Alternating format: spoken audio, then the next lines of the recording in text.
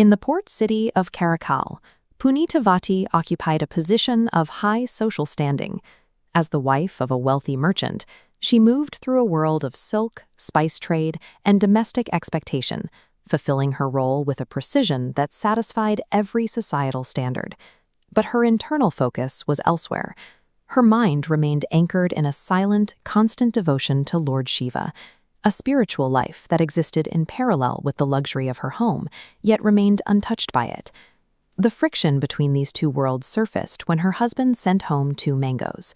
In this household, the fruit wasn't just food, it was a symbol of his provision and an object he expected to find waiting for him upon his return. Before he arrived, a starving ascetic, Shiva in disguise, appeared at her door. Devotee was suddenly forced to choose between the strict rules of her household and the immediate, desperate needs of a hungry stranger. This wasn't a choice between right and wrong, but a conflict of loyalties. To feed the stranger was to break the domestic order she was sworn to uphold. To refuse him was to ignore the very divinity she spent her life worshipping. Devotee chose the ascetic. She took one of the 2 mangoes and gave it to the man, prioritizing a moment of compassion over her duty as a wife. When her husband returned, he ate the first mango and immediately asked for the second. Where the truth would likely end her marriage. She turned to Shiva in prayer. Moments later, a second mango manifested in her hands, a fruit that looked identical to the first, yet possessed a radiant, unnatural quality. Her husband noticed the difference the moment he tasted it. The flavor was so distinct from anything grown in a grove that it forced him to look at his wife differently. He realized he was no longer married to a typical merchant's daughter, but to someone capable of reaching into the divine. In the logic of her devotion, her willingness to risk her reputation for a stranger created a space where the miraculous became necessary. By choosing the divine over the domestic, she triggered an intervention that bypassed the laws of the physical world. Realizing he could not live with a woman who possessed such power, the husband left. He remarried in a distant city, and when he eventually saw Devotee again, he fell at her feet, worshipping her as a goddess rather than greeting her as wife. For Devotee, his rejection was the final key.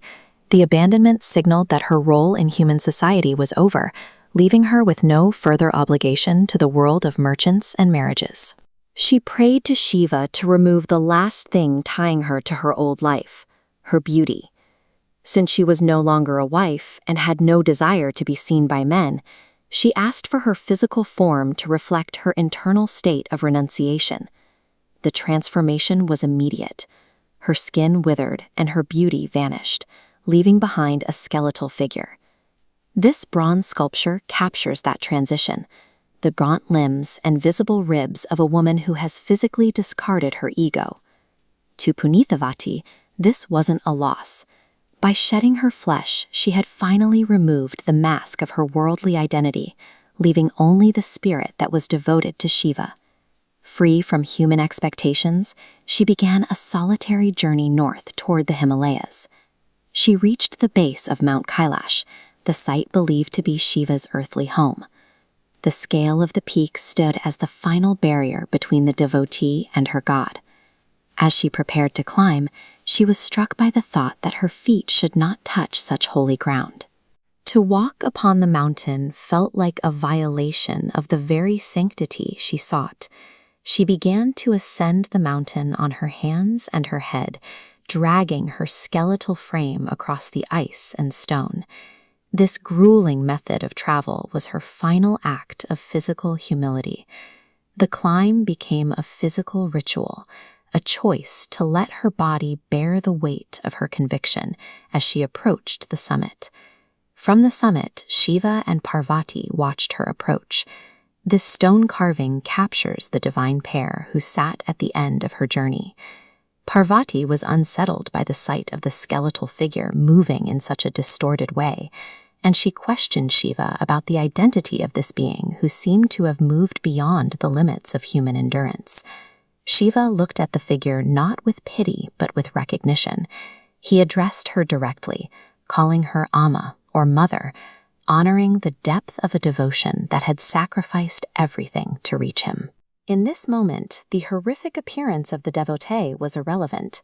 To the divine perspective, the skeletal form was the evidence of a soul that had been purified by the total removal of the self. At the summit, Shiva offered her any reward she wanted. He held open the possibility of power, wealth, or a return to her former life. She asked for none of those things. Her only request was to remain exactly as she was, sitting at his feet in her skeletal form, forever singing his praises. This chart shows the relationship between her earthly life and her arrival at Kailash. As attachments, status, body, ego, drop to zero, her spiritual connection peaks. When the self is removed, the connection to the divine is all that remains. Karaikkal Ammaiyar's story suggests that true devotion begins where the ego ends. By stripping away her name, her beauty, and her flesh, she reached a state of love so absolute that even the divine recognized her as a mother.